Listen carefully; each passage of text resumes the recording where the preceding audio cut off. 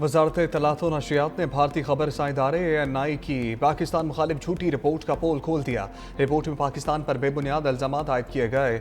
झूठी रिपोर्ट का मरकजी किरदार भारतीय फेक न्यूज़ नेटवर्क से मुंसलिक अमजद अयूब मिर्जा निकला। यूरोपीय यूनियन डिस इन्फो लैब पहले से ही 750 से ज़ायद जाली भारतीय मीडिया प्लेटफॉर्म्स में नकाब कर चुकी है। तर्जमान के मुताबिक ANI की रिपोर्ट मोदी सरकार की पाकिस्तान मुखालिफ मुहिम का तसलसल है। भारत अपने मजालिम और नाकामियों पर पर्दा डालने के लिए गोदी मीडिया और फेक न्यूज़ का सहारा ले रहा है।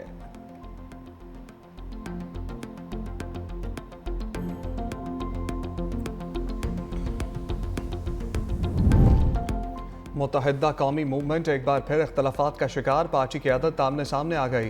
फारूक सत्तार और अनीस कायम खानी के दरमियान राबतों और जलूसों की सियासत जोर पकड़ने लगी। फारूक सत्तार 1 नवंबर को सरजानी में अवामी इज्तिमा करेंगे। अनीस कायम खानी की मुख्तलिफ इलाकों में राबता मुहिम जारी। अनीस कायम खानी ने बहादुराबाद आने की धमकी दे दी। पार्टी ज़राए के मुताबिक इख्तलाफात इस हद तक बढ़ गए हैं कि तंजीमी ओहदे मुस्तकिल नहीं हो पा रहे। मरकजी कमेटी के इजलास भी तात्तुल का शिकार हैं। MQM के मुतादिद बहनों भी गैर फाल हो गए हैं। कराची में मुत्तहिदा की सफ़ों में बढ़ती दरारों ने पार्टी के मुस्तकबिल पर सवालिया निशान लगा दिया है।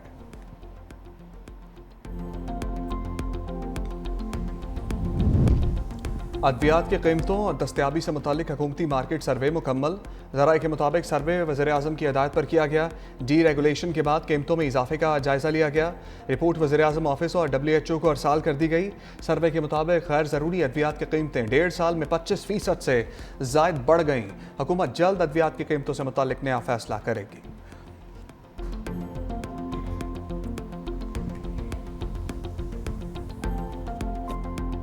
ने सूबे के सैलाब से मुतासरा 27 अजला की 72 तहसीलों को आफत ज़दा करार दे दिया। तर्जुमान के मुताबिक 50 से ज़ायद मुतासरा मौजाजात को भी आफत ज़दा करार दिया गया। नोटिफिकेशन जारी। ज़िले इंतज़ामिया को बहाली और इमदादी सरगर्मियाँ तेज़ करने की हिदायत। आफत ज़दा इलाकों में रवां खरीफ सीजन लैंड रेवेन्यू और आबियाना वसूल नहीं किया जाएगा। DG इरफान अली काठिया ने कहा, अब तक 1,02,000 सैलाब मुतासरीन के बैंक अकाउंट्स खोले जा चुके।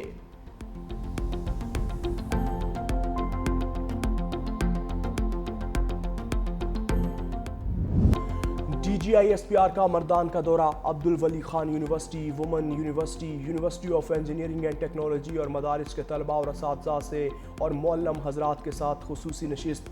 तलबा की एक बड़ी तादाद ने शिरकत की। DGISPR ने हाज़रीन के मुख्तलिफ मौज़ूआत पे सवालात के तफसीली जवाबात दिए। तलबा ने कहा कि मुल्क की सलामती और इस्तेहकाम के हुसूल के लिए खैबर पख्तूनख्वा के नौजवान पाक फ़ौज के शाना बशाना खड़े हैं। आज तवील अरसे बाद हमें मुल्की और सूबाई हालात और अफवाज पाकिस्तान के बारे में जहनों में गर्दिश करते सवालों का जवाब मिला। अफवाज पाकिस्तान की मुल्क को दरपेश खतरात के खात्मे के लिए बेपनाह कुर्बानियाँ हैं। लाहौर फ़ज़ाई आलूदगी की लपेट में। आज भी दुनिया के आलूदा तरीन शहरों की फहरिस्त में पहले नंबर पर लाहौर का AQI 360 रिकॉर्ड। माहिरीन ने लाहौर की फ़ज़ा को इंतहाई मुज़र सेहत करार दिया। महकमा मौसमियात का कहना है नवंबर से वस्त दिसंबर तक स्मोक की शिद्दत में इजाफे का खदशा है। स्मोक के बाइस बच्चे और बूढ़े अफराद ज़्यादा मुतासर होने के खदशात हैं। शहरी एहतियाती तदाबीर इख्तियार करें और मास्क का इस्तेमाल यकीनी बनाएं।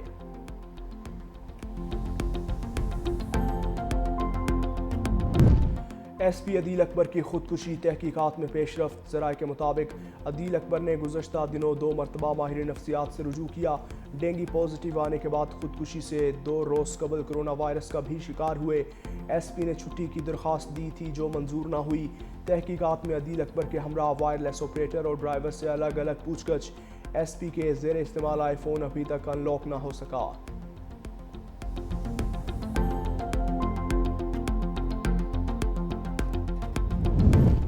कौमी क्रिकेटर सुहेब मकसूद की गाड़ी मिल गई। CPO मुल्तान के मुताबिक सुहेब मकसूद की गाड़ी फ्रॉड और धोखाधड़ी से हथियाई गई थी। गाड़ी लाहौर से रिकवर की गई जिसकी मालियत तकरीबन 1 करोड़ 40 लाख रुपए है। सुहेब मकसूद का पुलिस की कार्रवाई और तफ्तीश पर मुकम्मल इत्मीनान का इजहार।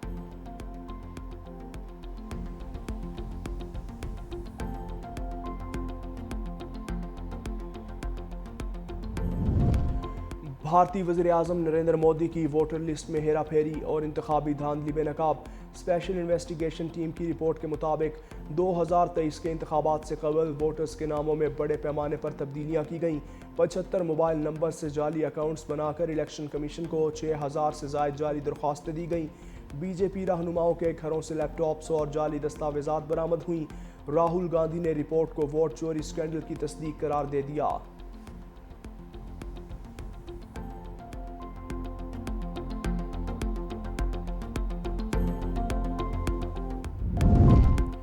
تمام فلسطینی تنظیمیں غزہ کا انتظام ٹیکنوکریٹ کمپنی کے سپرد کرنے پر متفق۔ حماس کی جانب سے بلائے گئے فلسطینی تنظیموں کے اجلاس کا مشترکہ بیان جاری۔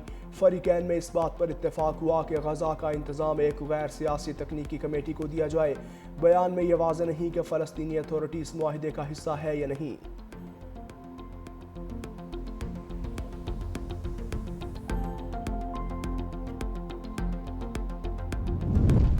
حماس کا جنگ بندی معاہدے کی پاسداری کے لیے اسرائیل پر دباؤ ڈالنے کا مطالبہ۔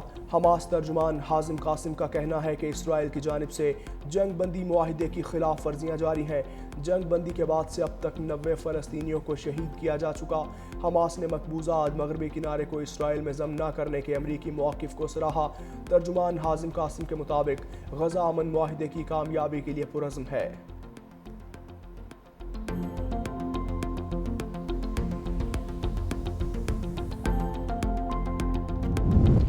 چینی اور امریکی وفود کے ملائیشیا میں تجارتی مذاکرات شروع۔ امریکی صدر ٹرمپ ایشیا کے دورے پر روانہ ہو گئے۔ امریکی صدر ڈونلڈ ٹرمپ ملائیشیا میں آسیان اجلاس میں شرکت کے لیے پہنچیں گے۔ ملائیشیا کے بعد صدر ٹرمپ جاپان اور جنوبی کوریا میں ایپیک اجلاس میں شرکت کریں گے۔ جنوبی کوریا میں ایپیک اجلاس کے موقع پر صدر ٹرمپ چینی صدر سے بھی ملاقات کریں گے۔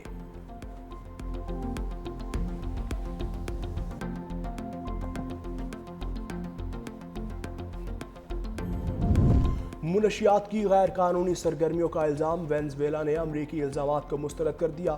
امریکہ کی جانب سے طیارہ بردار بحری جہاز کیریبین بھیجنے کے بیان پر رد عمل دیتے ہوئے وینزویلا کے صدر نکولس مادورو نے کہا کہ امریکہ ایک نئی جنگ چھیڑنا چاہتا ہے، ہم جنگ نہیں ہونے دیں گے۔ امریکہ کی جانب سے کولمبیا کو بھی منشیات سمگلنگ کے الزامات میں پابندیوں کا سامنا۔ کولمبین صدر کا کہنا ہے کہ ایک قدم بھی پیچھے نہیں ہٹوں گا، کبھی گھٹنے نہیں ٹیکوں گا۔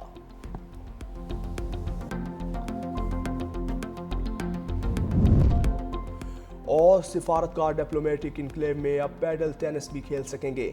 وفاقی وزیر داخلہ محسن نقوی نے ڈپلومیٹک انکلیو میں padel tennis court fitness arena کا افتتاح کر دیا۔